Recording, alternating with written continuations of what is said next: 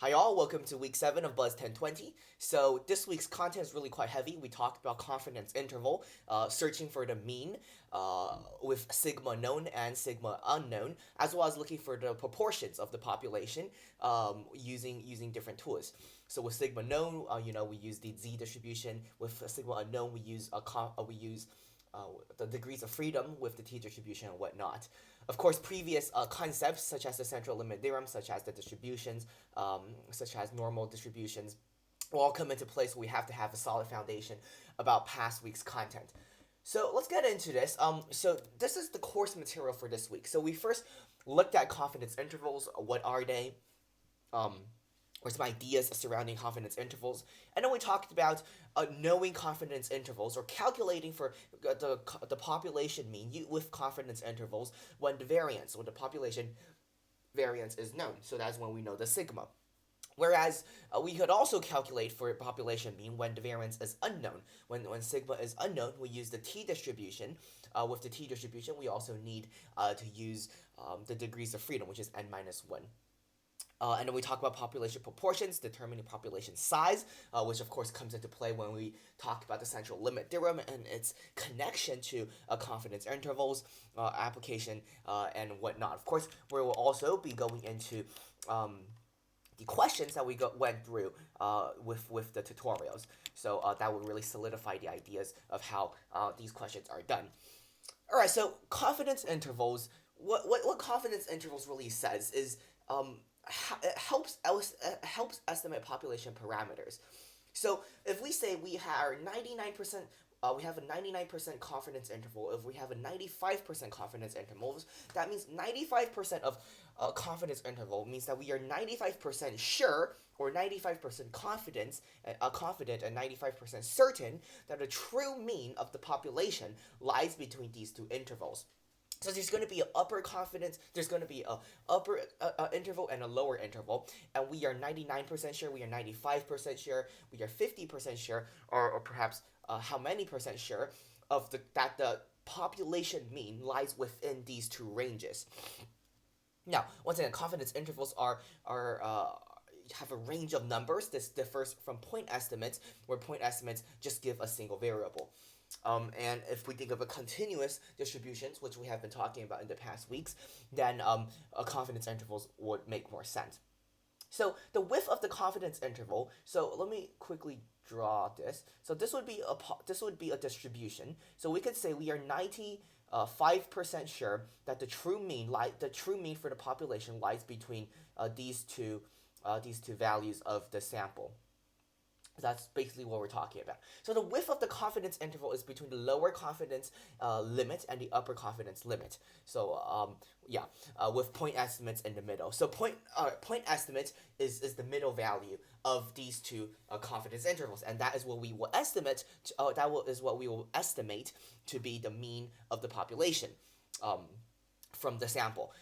Okay, so we are trying to estimate the population okay, we could estimate population parameters, such as the mean or the population proportion, denoted as pi. So we're going to be talking about looking and searching for the population mean with sigma known and sigma unknown, as well as looking for the population proportion, such as the sample statistic, such as the likelihood or the chance of something occurring based on the sample statistic. So confidence intervals gives a range of estimates to take into consideration the variation in sample statistics based on the estimation from one sample. Stated in a level of confidence such as 50% confidence. So what that means is, once again, we talked about this. We are 95% sure that the mean of the population, given as x bar, is between these two values, the upper and the lower limits. So here is a graphical illustration of what we've been talking about. So this would be the sample distribution of the mean. So we take a sample out of a population when we get this distribution right here. We have the upper and the lower limits. So upper will be 1.96, lower will be negative 1.96, and mu would be right here. Which would be the mu would be the middle number would be the point estimate, whereas this will be the upper and the lower limits. So we are 95% sure that the population mean lies between these two values. Now, because we have these observations right here, each of these observations has an upper and a lower, as well as a mean value. And what we can see right here is perhaps 95% of observations we will expect to contain the the mean, whereas 5%, such as this one highlighted in yellow, does not. And here is the formula for us to calculate the intervals. So it is the population. It is the mean minus 1.96, 1.96 being the z-values, because we have standard deviation known from the population, times the standard error. So the standard error is sigma over square root of n being the observations. So with that, we'll be able to calculate. We will be able to calculate the lower and the upper limits for the 95% confidence intervals. Okay, so confidence level, our confidence level that the interval will contain the unknown population parameter. Okay, so our confidence level and confidence interval are two different things. Our confidence level shows it's calculated as such right here. So if confidence levels are always less than 100%, because we could never be 100% sure that our ranges contains the mean, or the population mean. So therefore we use this formula, 1 minus alpha times 100%, alpha being the tails right here. So if we have 0.025 on both sides, then we have an alpha of 0.05. So that will be a 95% confidence interval that encompasses that. So it will be 1 minus 0.05 times 100% being our confidence level. So here are some terminology or some breakdown of that formula right there. So a confidence interval, so a confidence level is our confidence that the interval will contain the unknown population parameter. So that would be 95%. So we have a 95% confidence level for our confidence interval containing the true population mean. A confidence level is our confidence that the interval will contain the unknown population parameters. So right here we have a confidence level of 95%, right? Okay, so note that the percentage of confidence level is always less than 100%, because we cannot be 100% confident that our parameters, our upper and limit bounds, contain the true population mean. To allow for a range of levels, we write the confidence level more generally as 1 minus alpha times 100%. So alpha being the two tails, or the cutoff regions. A point estimate, so we talked about having levels or having ranges, but we also have point estimates. A point estimate is a single number for a population parameter. It is usually the value of a single sample statistic, such as a sample mean, with continuous data. With continuous data, a point estimate is guaranteed to be incorrect. Once again, we talked about a PDF point, a PDF versus CDFs, and how getting a precise observation for a continuous data or a continuous distribution is basically impossible. Therefore, it is guaranteed to be incorrect. Confidence interval estimates, on the other hand, confidence interval estimates is the range or interval around the point estimate. So that's what we talked about, the confidence intervals, and how we have an upper and lower limit for the confidence intervals, and how we could use the confidence level, increase or decrease the confidence level from 95 to 99 to 90%, that the mean of the population is held within these two ranges. So interpreting the confidence interval for 95% confidence interval, that means we are 95%, that's the confidence level, and confidence interval is we are 95% sure that the population mean lies between these two values. If we collect many sample of size n and construct confidence intervals for each, 95% of them will contain the true unknown parameter. So that could either be the population mean, or that could be the population parameter. So intervals and confidence, levels of confidence. So yeah, we talked about that already as well. So here's an example. If we have a sample of n, so a sample of n, which is 11 circuits, a normal population, so we don't need to care about the central limit theorem since this is a normal population. Sample mean resistance of 2.2 ohms, population standard deviation 0.35 ohms.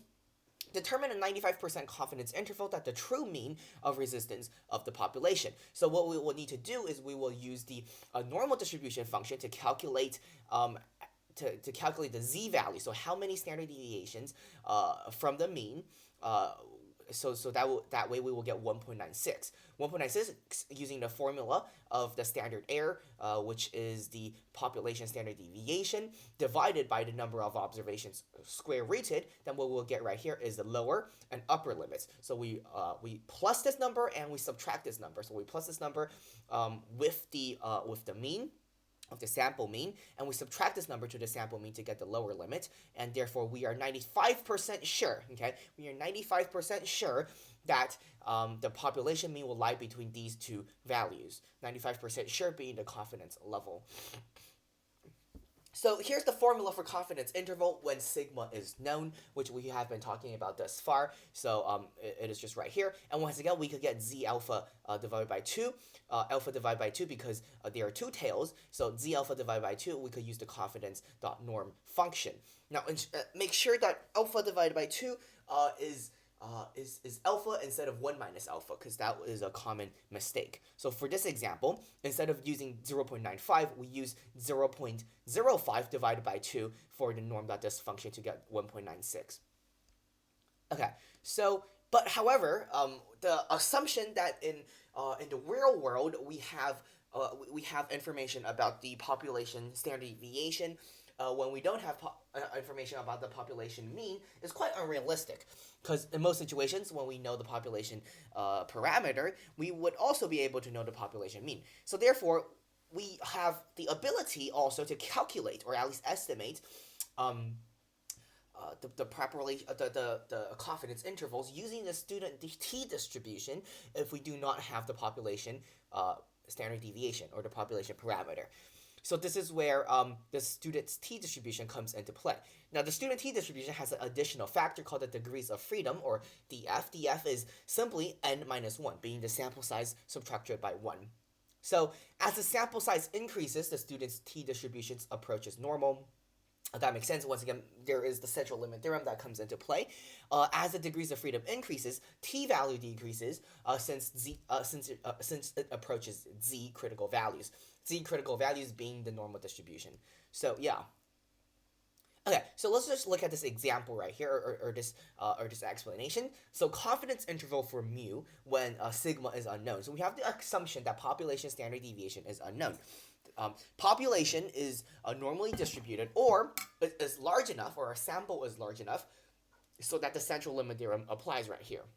So using the t distribution instead of the z distribution, we could calculate this with the same thing. So the only thing that changes right here is that instead of using a sigma to calculate the standard error, we use the sample standard deviation divided by the number of observations, and instead of using the z distribution, we use the t distribution. And of course, there is also an Excel formula right here that we could use to calculate that. For the Excel formula, we do need to know the degrees of freedom. Okay, so here's an example of using the t distribution function. So let's say we have a mean of 50, we have a sample standard deviation of 8, and population a sample size of 25. So then we could use the formulas. So we want a 95% interval, as it says right here. So 95% interval means that we have an alpha of 0.05. So alpha of 0.05 right here, and 24 right here, because n minus 1 is 24. So 25 minus 1 is 24. And what we get right here is the t value of 2.0639. The standard error is calculated by B2. So B2 is the sample standard deviation divided by the square root of the number of observations. And with these two information, we'll be able to calculate the lower and the upper limits for our confidence interval. Okay. So once again, the population proportion is denoted with the letter pi. Excuse me. All right, so now that we have talked about confidence intervals, lower and upper limits for the mean, for estimating the mean for the population, we could also actually look using confidence interval. We could also estimate proportions for the population. Now, there's a few things that we have to that has to be valid before we could use such a thing. First of all, n, which is the number of observations times the population proportion pi, must be greater or equal than 5. So these are just the rules for the central limit theorem for the confidence interval for the population proportion pi. In order for the distribution of the sample population to be approximately normal, the population proportions must comply with these two criterias. And to calculate the standard deviation for the sample proportion, this is what we do right here. Okay. And instead of going, so you could pause the video and look at this. However, instead of talking about this, I am going to show just an example. So from this example right here, we could see what question is question 3. So let's go to question 3. So here's question 3. A simple random sample of 56 voters in the New South Wales political seat for Mitchell on polling day indicates that 33 has chosen the LNP candidate as their first preference. Find a 95% confidence interval for the population proportion of LNP's first preference voters in Mitchell. Comment on the LNP candidate's likelihood of winning the seat of Mitchell's based on your estimated intervals. Okay, so what we can see right here is the number of voters that we sampled is 56. There is 33 of them had this candidate as their first choice. So the sample proportion will simply be dividing the number of voters that support this candidate by the total number of people surveyed. Z critical value would just be using the normal distribution function because we want to have a 95% confidence interval. We use 0.05 divided by 2, so that will be 0.025, and then we subtract 1 by 0.025, and what we get is right this. 0 and 1 being the standard normal distribution. So that is what we get, the z critical values, and the standard error simply being this. Once again, this is because of the formula right here. So the standard deviation is simply the square root of proportion times 1 minus the proportion divided by n, all square rooted. So that is the standard error for the proportions. And then we could use the same formula. So simply sample proportion minus the standard error multiplied by the z critical values and the sample proportion plus the z critical values times the standard error for the upper confidence limit. So there we go. That is how we could also use similar techniques to solve for the proportions and the confidence intervals for the proportions using a similar procedure. Okay. So these are what we should be able to know by the end of this class right now. So yeah, I know there is a lot of information to take in from knowing the sigma of the population to not knowing the sigma of the population, using the t-distributions and confidence intervals, using normal, using inverse normal, using freaking so many things to know and so many things to memorize. But I do hope this video sheds a little insight, sheds a little light on the content of week 7 for BUSS1020. So without further ado, take care, and I'll see you guys next time.